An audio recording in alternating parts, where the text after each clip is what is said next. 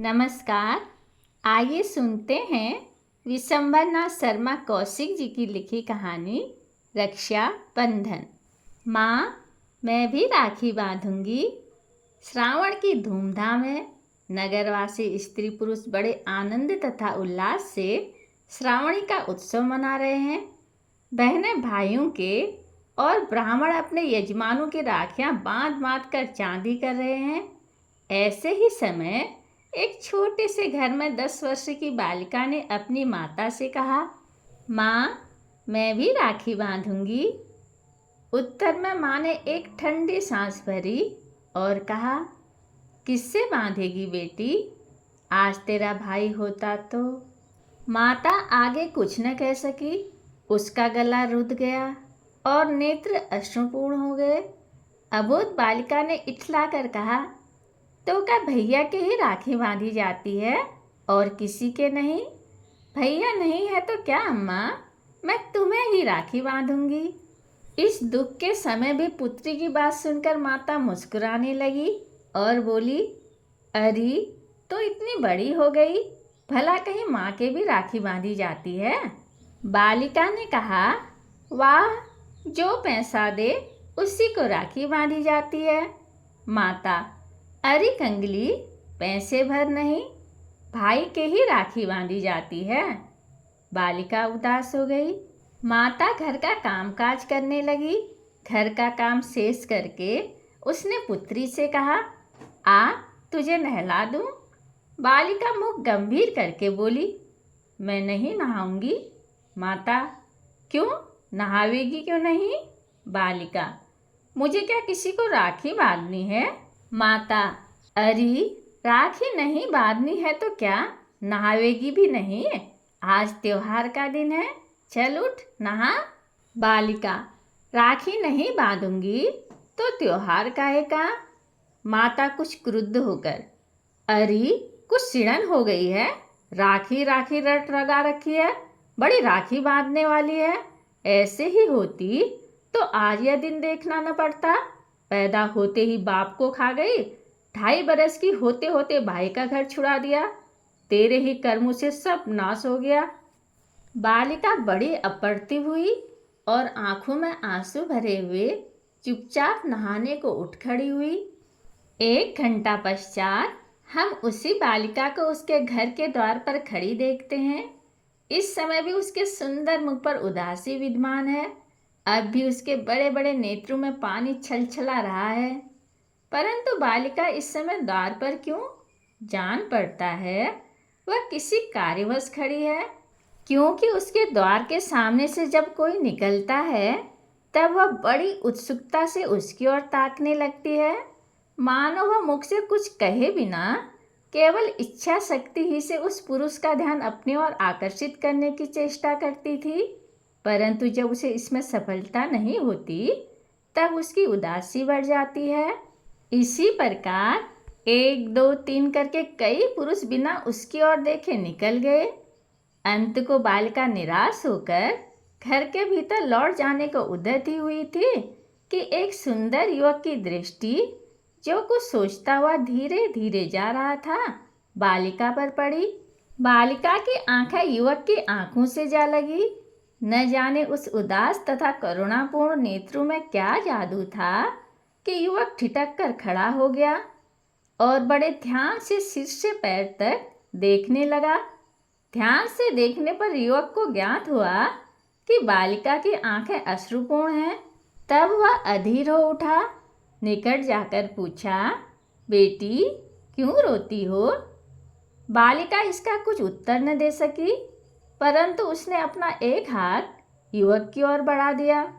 युवक ने देखा बालिका के हाथ में एक लाल डोरा है। उसने पूछा, यह क्या है? बालिका ने आंखें नीची करके उत्तर दिया, राखी। युवक समझ गया। उसने मुस्कुराकर अपना दाहिना हाथ आगे बढ़ा दिया। बालिका का मुख कमल खिल उठा। उसने बड़े चाव से युवक के हाथ में राखी बांध दी। राखी बंधवा चुकने पर युवक ने जेब में हाथ डाला और 2 रुपये निकालकर बालिका को देने लगा, परंतु बालिका ने उन्हें लेना स्वीकार न किया। बोली, नहीं, पैसे दो। युवक, ये पैसे से भी अच्छे हैं। बालिका, नहीं, मैं पैसे लूँगी, यह नहीं। युवक, ले लो बिटिया, इसके पैसे मंगा लेना, बहुत से मिलेंगे। बालिका, नहीं, पैसे दो। युवक ने 4 आने पैसे निकालकर कहा, अच्छा, ले, पैसे भी ले और यह भी ले। बालिका, नहीं, खाली पैसे लूँगी। तुझे दोनों लेने पड़ेंगे। यह कहकर युवक ने बलपूर्वक पैसे तथा रुपये बालिका के हाथ में रख दिए। इतने में घर के भीतर से किसी ने पुकारा, अरे सरस्वती, कहाँ गई? बालिका ने आई कहकर युवक की ओर कृतज्ञतापूर्ण दृष्टि डाली और चली गई। गोलगंज, लखनऊ की एक बड़ी तथा सुंदर अट्टालिका के एक सुसज्जित कमरे में एक युवक चिंता सागर में निमग्न बैठा है। वह कभी ठंडी सांसें भरता है, कभी रुमाल से आंखें पोंछता है, कभी आप ही आप कहता है, हाँ, सारा परिश्रम व्यर्थ गया, सारी चेष्टाएं निष्फल हुई। क्या करूं, कहाँ जाऊं, उन्हें कहाँ ढूंढूं? सारा उन्नाव छान डाला, परंतु फिर भी पता न लगा। युवक आगे कुछ कहने को था कि कमरे का द्वार धीरे धीरे खुला और एक नौकर अंदर आया। युवक ने कुछ विरक्त होकर पूछा, क्यों, क्या है? नौकर, सरकार, अमरनाथ बाबू आए हैं। युवक, अच्छा, यहीं भेज दो। नौकर के जाने के बाद युवक ने रुमाल से आंखें पोंछ डाली और मुख पर गंभीरता लाने की चेष्टा करने लगा। द्वार फिर खुला और एक युवक अंदर आया। युवक, आओ भाई अमरनाथ। अमरनाथ, कहो घनश्याम, आज अकेले कैसे बैठे हो? कानपुर से कब लौटे? घनश्याम, कल आया था। अमरनाथ, उन्नाव भी अवश्य ही उतरे होंगे? घनश्याम, एक ठंडी सांस भरकर, हाँ, उतरा था, परंतु व्यर्थ। वहाँ अब मेरा क्या रखा है, परंतु करूँ क्या, हृदय नहीं मानता है। अमरनाथ, और सच पूछो तो बात ही ऐसी है। यदि तुम्हारे स्थान पर मैं होता तो मैं भी ऐसा ही करता। घनश्याम, क्या कहूँ मित्र, मैं तो हार गया। तुम तो जानते ही हो, मुझे लखनऊ आकर रहे 1 वर्ष हो गया और जब से यहाँ आया हूँ उन्हें ढूंढने में कुछ भी कसर उठा नहीं रखी, परंतु सब व्यर्थ। अमरनाथ, उन्होंने उन्नाव न जाने क्यों छोड़ दिया और कब छोड़ा, इसका भी कोई पता नहीं चलता। घनश्याम, इसका तो पता चल गया न कि वे लोग मेरे जाने के 1 वर्ष पश्चात उन्नाव से चले गए, परंतु कहाँ गए यह नहीं मालूम। अमरनाथ, यह किससे मालूम हुआ? घनश्याम, उसी मकान वाले से जिसके मकान में हम लोग रहते थे। अमरनाथ, हाँ, शोक। घनश्याम, कुछ नहीं, यह सब मेरे कर्मों का ही फल है। यदि मैं उन्हें छोड़कर न जाता, यदि गया था तो उनकी खोज खबर लेता रहता, परंतु मैं तो दक्षिण जाकर रुपया कमाने में इतना व्यस्त रहा कि कभी याद ही ना आई, और जो आए तो क्षण मात्र के लिए। उफ, कोई भी अपने घर को भूल जाता है, मैं ही ऐसा अधम। अमरनाथ, बात काटकर, अजी नहीं, सब समय की बात है। घनश्याम, मैं दक्षिण न जाता तो अच्छा था। अमरनाथ, तुम्हारा दक्षिण जाना तो व्यर्थ नहीं हुआ, यदि न जाते तो इतना धन। घनश्याम, अजी चूल्हे में जाए धन, ऐसा धन किस काम का? मेरे हृदय में सुख शांति नहीं तो धन किस मर्जी की दवा है। अमरनाथ, हाथ में लाल डोरा क्यों बांधा है? घनश्याम, इसकी तो बात ही भूल गया, यह राखी है। अमरनाथ, भाई वाह, अच्छी राखी है। लाल डोरे को राखी बताते हो? यह किसने बांधी है? किसी बड़े कंजूस ब्राह्मण ने बांधी होगी। दुष्ट ने 1 पैसा तक खर्चना पाप समझा, डोरे ही से काम निकाला। घनश्याम, संसार में यदि कोई बढ़िया से बढ़िया राखी बन सकती है तो मुझे उससे भी कहीं अधिक प्यारा यह लाल डोरा है। यह कहकर घनश्याम ने उसे खोलकर बड़े यत्नपूर्वक अपने बक्से में रख दिया। अमरनाथ, भाई तुम भी विचित्र मनुष्य हो, आखिर यह डोरा बांधा किसने है? घनश्याम, एक बालिका ने। पाठक समझ गए होंगे कि घनश्याम कौन है। अमरनाथ, बालिका ने कैसे बांधा और कहाँ? घनश्याम, कानपुर में। घनश्याम ने सारी घटना कह सुनाई। अमरनाथ, यदि यह बात है तो सत्य ही यह डोरा अमूल्य है। घनश्याम, न जाने क्यों उस बालिका का ध्यान मेरे मन से नहीं उतरता। अमरनाथ, उसकी सरलता तथा प्रेम ने तुम्हारे हृदय पर प्रभाव डाला है। भला उसका नाम क्या है? घनश्याम, नाम तो मुझे नहीं मालूम। भीतर से किसी ने उसका नाम लेकर पुकारा था, परंतु मैं सुन न सका। अमरनाथ, अच्छा खैर, अब तुमने क्या करना विचारा है? घनश्याम, धैर्य धरकर चुपचाप बैठने के अतिरिक्त और मैं कर ही क्या सकता हूँ? मुझसे जो हो सका मैं कर चुका। अमरनाथ, हाँ यही ठीक है, ईश्वर पर छोड़ दो, देखो क्या होता है। उपरोक्त घटना हुए 5 वर्ष व्यतीत हो गए। घनश्याम पिछली बातें प्राय भूल गए हैं, परंतु उस बालिका की याद कभी कभी आ जाती है। उसे देखने एक बार वे कानपुर गए भी थे, परंतु उसका पता न चला। उस घर में पूछने पर ज्ञात हुआ कि वह वहाँ से अपनी माता सहित बहुत दिन हुए न जाने कहाँ चली गई। इसके पश्चात ज्यों ज्यों समय बीतता गया उसका ध्यान भी कम होता गया, पर अब भी जब वे अपना बक्सा खोलते तब कोई वस्तु देखकर चौंक पड़ते हैं और साथ ही कोई पुराना दृश्य भी आंखों के सामने आ जाता है। घनश्याम अभी तक अविवाहित है। पहले तो उन्होंने निश्चय कर लिया था कि विवाह करेंगे ही नहीं, पर मित्रों के कहने और स्वयं अपने अनुभव ने उनका विचार बदल दिया। अब वे विवाह करने पर तैयार हैं, परंतु अभी तक कोई कन्या उनकी रुचि के अनुसार नहीं मिली। जेठ का महीना है। दिन भर की जला देने वाली धूप के पश्चात सूर्यास्त का समय अत्यंत सुखदायी प्रतीत हो रहा है। इस समय घनश्याम दास अपनी कोठी के बाग में मित्रों सहित बैठे मंद मंद शीतल वायु का आनंद ले रहे हैं। आपस में हास्यपूर्ण बातें हो रही हैं। बातें करते करते एक मित्र ने कहा, अजी अभी तक अमरनाथ नहीं आए। घनश्याम, वह मनमौजी आदमी है, कहीं रम गया होगा। दूसरा, नहीं रमा नहीं, वह आजकल तुम्हारे लिए दुल्हन ढूंढने की चिंता में रहता है। घनश्याम, बड़े दिल लगी बाज हो। दूसरा, नहीं दिल लगी की बात नहीं है। तीसरा, हाँ परसों मुझसे भी वह कहता था कि घनश्याम का विवाह हो जाए तो मुझे चैन पड़े। ये बातें हो ही रही थी कि अमरनाथ लपकते हुए आ पहुँचे। घनश्याम, आओ यार, बड़ी उम्र है तुम्हारी, अभी तुम्हारी ही याद हो रही थी। अमरनाथ, इस समय बोलिए नहीं, नहीं एक आध को मार बैठूंगा। दूसरा, जान पड़ता है कहीं से पिट कर आए हो। अमरनाथ, तू फिर बोला क्यों? दूसरा, क्यों बोलना, किसी के हाथ बेच खाया है? अमरनाथ, अच्छा दिल लगी छोड़ो, एक आवश्यक बात है। सब उत्सुक होकर बोले, कहो कहो क्या बात है? अमरनाथ घनश्याम से, तुम्हारे लिए दुल्हन ढूंढ ली है। सब एक स्वर में, फिर क्या तुम्हारी चांदी है।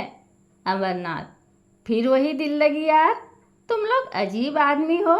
तीसरा, अच्छा बताओ कहाँ ढूंढी? अमरनाथ, यहीं लखनऊ में। दूसरा, लड़की का पिता क्या करता है? अमरनाथ, पिता तो स्वर्गवास करता है। तीसरा, यह बुरी बात है। अमरनाथ, लड़की है और उसकी माँ, बस तीसरा कोई नहीं। विवाह में कुछ नहीं मिलेगा, लड़की की माता बड़ी गरीब है। दूसरा, यह उससे भी बुरी बात है। तीसरा, उल्लू मर गए, पट्ठे छोड़ गए, घर भी ढूंढा तो गरीब। कहाँ हमारे घनश्याम इतने धनाढ्य और कहाँ ससुराल इतनी दरिद्र, लोग क्या कहेंगे? अमरनाथ, अरे भाई, कहने और न कहने वाले हम तुम हैं, और यहाँ उनका कौन बैठा है जो कहेंगे? घनश्याम ने एक ठंडी सांस ली। तीसरा, आपने क्या भलाई देखी जो यह संबंध करना विचारा है? अमरनाथ, लड़की की भलाई। लड़की लक्ष्मी रूपा है, जैसी सुंदर वैसी सरल। ऐसी लड़की यदि दीपक लेकर ढूंढी जावे तो भी कदाचित ही मिले। दूसरा, हाँ, यह एक आवश्यक बात है अमरनाथ, परंतु लड़की की माता लड़का देखकर विवाह करने को कहती है। तीसरा, यह तो व्यवहार की बात है घनश्याम, और मैं भी लड़की देखकर विवाह करूँगा। दूसरा, यह भी ठीक है अमरनाथ, तो इसके लिए क्या विचार है? तीसरा, विचार क्या, लड़की देखेंगे। अमरनाथ, तो कब? घनश्याम, कल। दूसरे दिन शाम को घनश्याम और अमरनाथ गाड़ी पर सवार होकर लड़की देखने चले।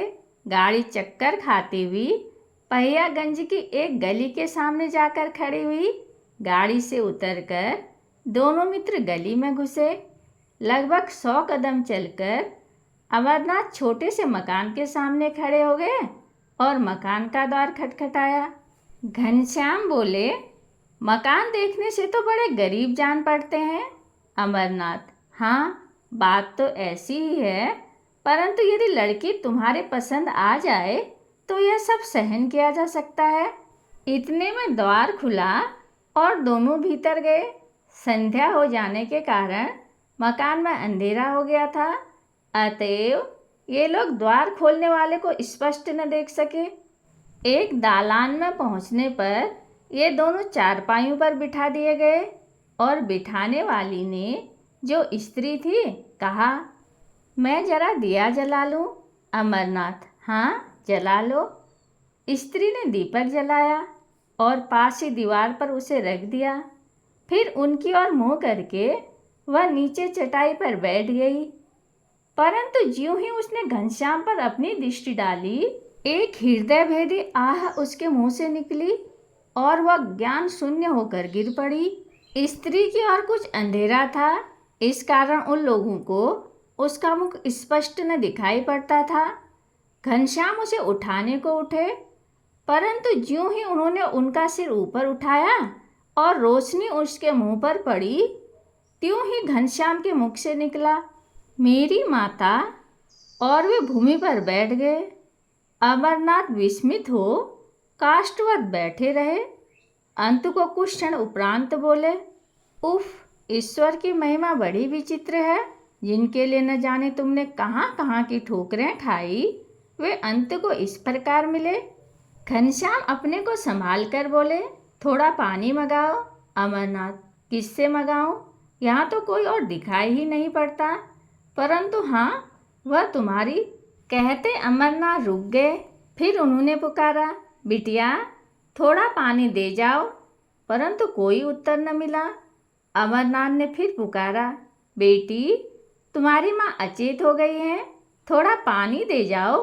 इस अचेत शब्द में न जाने क्या बात थी कि तुरंत ही घर के दूसरी ओर बर्तन खड़कने का शब्द हुआ। तत्पश्चात एक पूर्ण वयस्का लड़की लौटा लिए आई।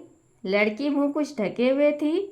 अमरनाथ ने पानी लेकर घनश्याम की माता की आंखें तथा मुख धो दिया।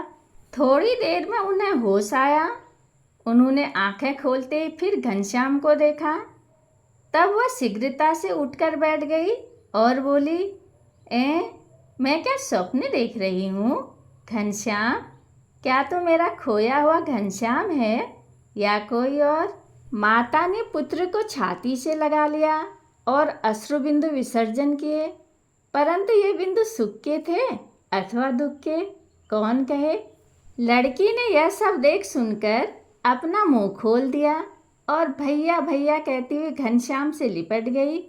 घनश्याम ने देखा, लड़की और कोई नहीं, वही बालिका है जिसने 5 वर्ष पूर्व उसको राखी बांधी थी और जिसकी याद प्राय उन्हें आया करती थी। श्रावण का महीना है और श्रावणी का महोत्सव। घनश्याम दास की कोठी खूब सजाई गई है। घनश्याम अपने कमरे में बैठे एक पुस्तक पढ़ रहे हैं। इतने में एक दासी ने आकर कहा, बाबू, भीतर चलो। घनश्याम भीतर गए। माता ने उन्हें एक आसन पर बैठाया और उनकी भगनी सरस्वती ने उनके तिलक लगाकर राखी बांधी। घनश्याम ने 2 असरफियाँ उसके हाथ में धर दी और मुस्कुरा कर बोले, क्या पैसे भी देने होंगे? सरस्वती ने हंसकर कहा, नहीं भैया, ये असरफियाँ पैसों से अच्छी हैं, इनसे बहुत से पैसे आएंगे। कहानी सुनने के लिए धन्यवाद।